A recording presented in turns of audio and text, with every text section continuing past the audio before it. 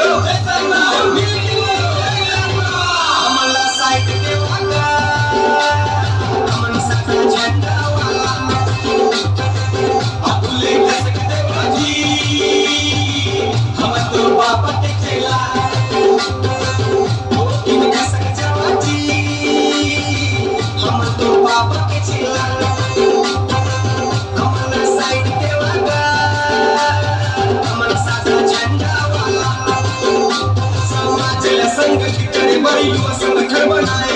निकले है सदनाम याद तेरा हम तो बाप के चेला हमारा साइड देवा जी हमन सादा झंडा वाला अब ले कसक देवा जी हम तो बाप के चेला हमारा साइड देवा जी हमन सादा झंडा वाला अब ले कसक देवा जी हम तो बाप के चेला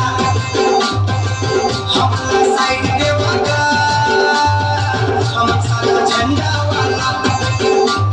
छत्तीसगढ़ी गाने देखने के लिए हमारे समय